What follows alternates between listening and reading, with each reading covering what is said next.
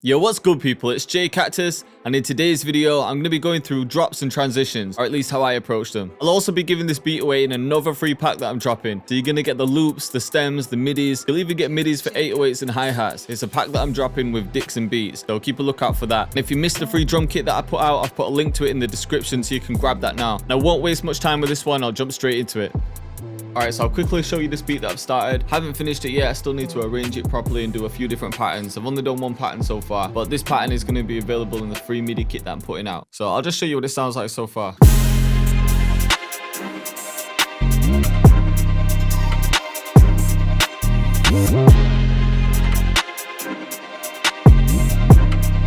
And then the synth too.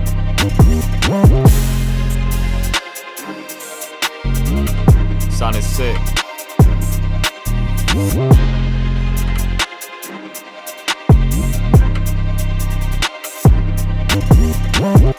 Alright, so I'll start arranging the beat and then I'll show you a few different things that you can do with transitions and drops. So first thing I need to do is split this by channel, and then I'm going to bring everything in. I always like to make things the same length, I don't know why. Now I can press Ctrl and A and then Ctrl and B a few times. So we've got something to work with. Alright, so let's start with a drop. And the easiest thing for the drop would be to just have some of the instruments in the beginning, maybe cut count melody out and just have everything come in. So it would sound like this.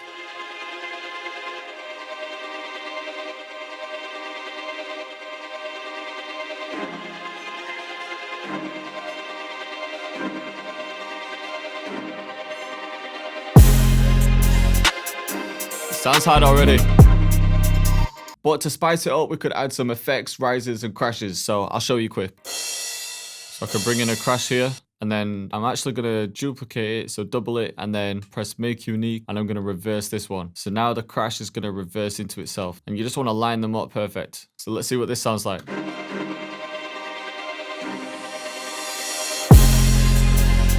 So I'd even bring this a bit closer, just so there's no pause in between them. You could even bring this one back a bit.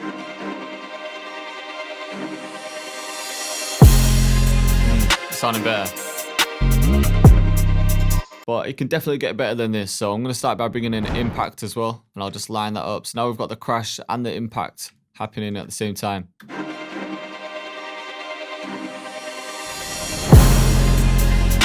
That definitely needs to be turned down though, so I can just turn it down from here.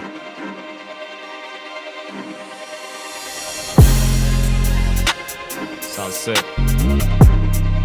The next thing that I can do is play with filters as well. So I'll keep the crashes in and the impact, but I'm going to add a filter just before it. So you can see here I've got the strings sent to one bus. So now anything I apply on the bus is going to affect all of the strings. So let's start with a basic one. So we've got a fruity filter, and what I like to do is just practice with it first and see what kind of cutoff I want. So all that I'm going to adjust is the cutoff frequency. I'm going to play it and then drag it until I figure out how much I want.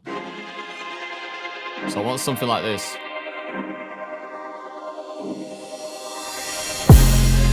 So I want it to come down and then back up. So there's a couple ways you can do it. First thing I'm going to do is create an automation clip for the filter. I'll drag that up, and just to keep things neat, I'm going to right click and press group with above track. So I want the filter on at the start, but I want it to come off after. So I'm going to right click and press hold. Now I can make it stop when it drops. But I'm also going to automate the cutoff frequency. So I'm going to create an automation clip for that, drag it up and do the same. So I'm going to bring that point down, bring this down. So if you just wanted it to come down and then back up in an even motion, all you'd do is just right click to add a point here, and you can select single curve. That would do. I can bring this one back up, and now you'll see if I drag this along, it's moving the cutoff frequency. But you might not want to drag it all the way down, so I could bring this point back up to about here. Let's see how this sounds.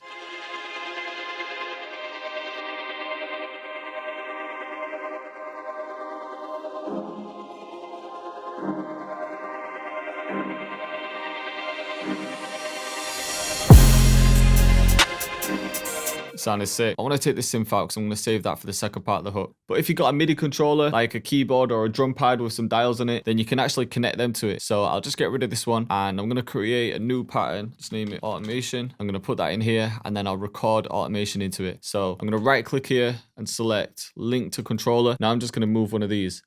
So see, when I'm moving it on my keyboard, you can just about see it. It's affecting the cutoff frequency. So now if I record this, I think you need to make sure, if you right click, automation's on, just make sure that's checked. And now I'm going to record it.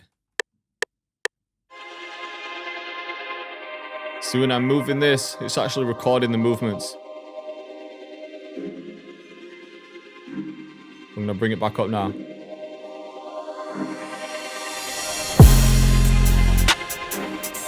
So that one's a little bit more technical, and you obviously need to get the recording right, but let's just see how it sounds.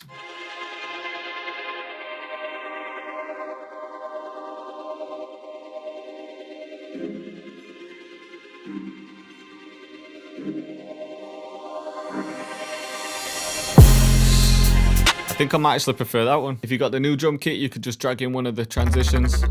So like this one, for example, I'll turn it down a bit. Let's just see how this one sounds.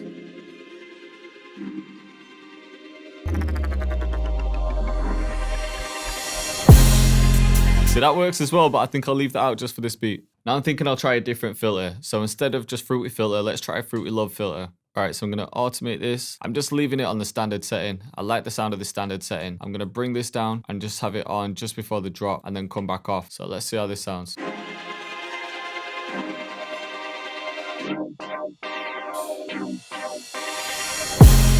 Yeah, that one's hard. Might roll with this one. But to add even more energy, what I'm going to do is go to the string bus, and this portal effect is adding a lot of high energy. So I'm going to create an automation clip and I'm going to have portal off in the intro. So let's try this.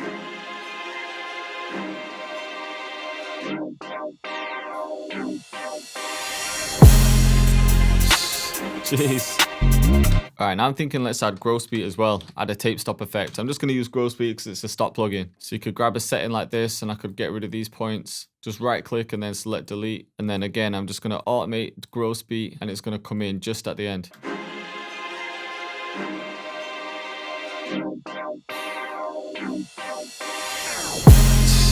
Yo, it sounded crazy.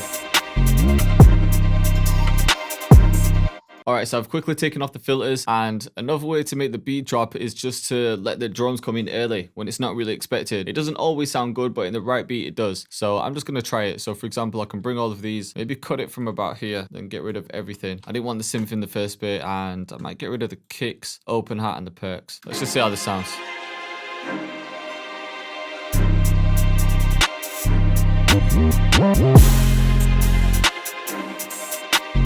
Or I could take out the second part of the hi-hats and the first snare.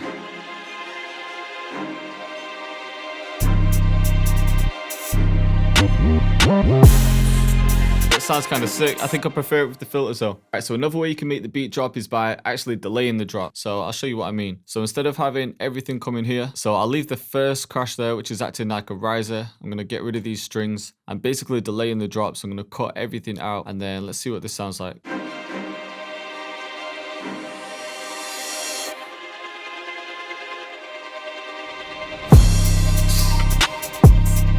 So it sounds kind of strange, but I think it sounds sick. You got to imagine if a rapper was on there, there'd be some words filling in that gap. So I think that drop would sound hard. But if you want something to come in straight away, then try the kick and the 808. So that could go like this.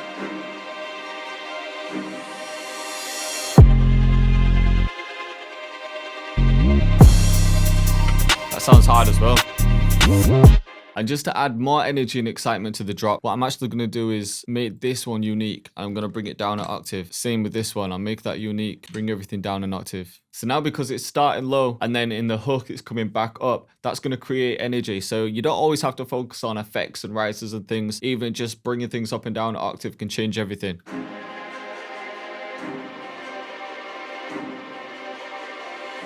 So it'll come back up now.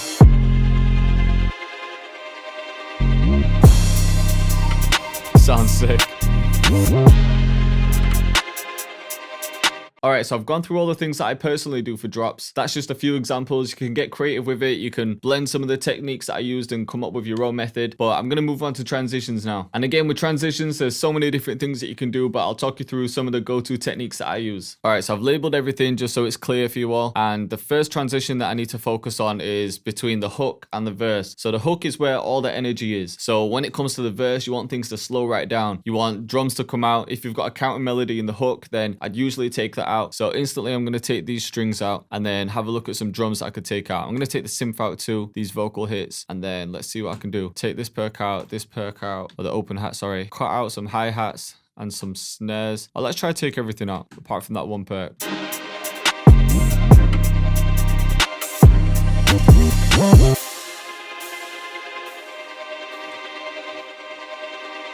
Let's bring the hi-hats back to about here.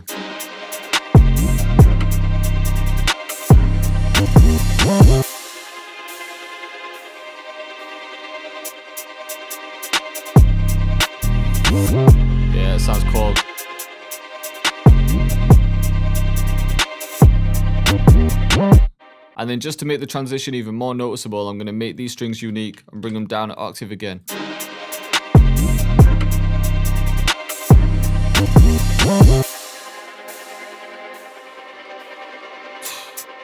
See how instantly there's a change between all of that energy and then the verse comes in and everything just dips straight out. And then the trick is when you're arranging a beat, you want things to build back up to the hook where all the energy is going to come back in. So I'm going to take out these strings again. I'll leave the vocals in just because I want to introduce something new. But I'm going to keep the strings that are down an octave. Let's just see what this sounds like.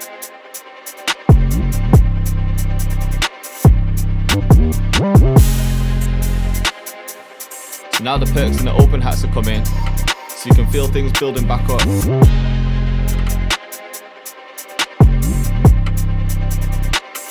going to keep this synth in here. So the synth is mainly used for the hook, but I'm going to use it in one part of the verse just because it's going to give people a little teaser, a little taste of what's to come in the hook.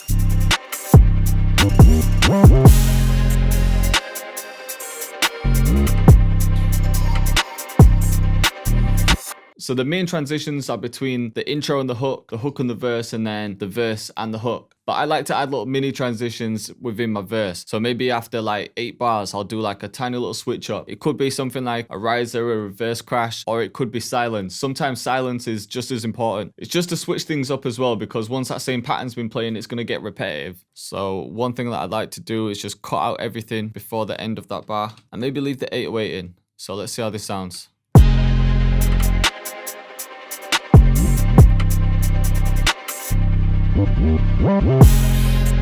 See what I'm saying? Alright, so now I'm thinking I want to add a bridge before the hook. So I want a little transition just before the bridge, and then everything can build back up into the hook again. And one technique that I like to use is to use a riser or reverse crash. And usually when you hear a riser or reverse crash, you think of it before a hook. So you think after that, all this impact's going to happen. But if you flip that and you get a riser or a crash, and then it leads into nothing, it can kind of trick you, but it sounds sick. Let me show you what I mean.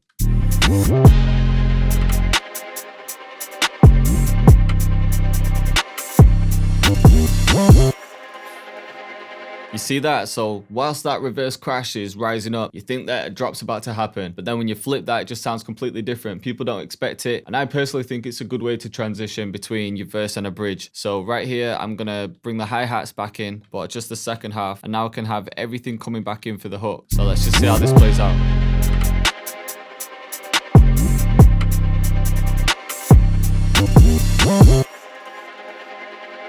See that? How the energy's died off.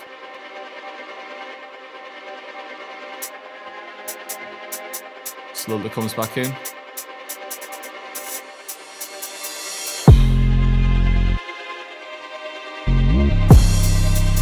But do you know what? For this one, because we've already had that drop, I'm going to bring everything back and I'll just have it drop on time. That's another thing as well. You don't want your beats to become too boring. Just switch little things up.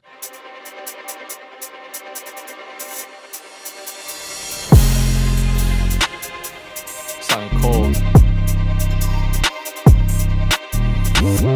I'm thinking I want to add a gunshot here as well, so it can kind of rise up into the gunshot. Like it's just killed off the energy.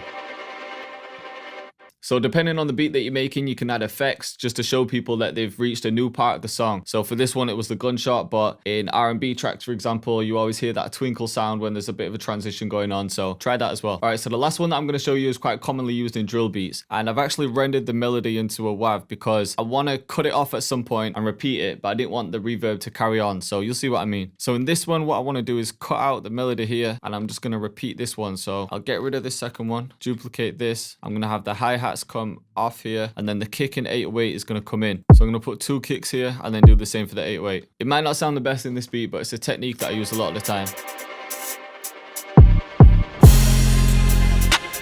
So it sounds sick. It works best when you've got a lot going on with the melody, because then you can actually hear the chop. Like this one, you couldn't really tell that the strings were repeating, but if there was a lot going on, then you'd easily be able to tell. So let me try it in the hook just to see if it sounds any different.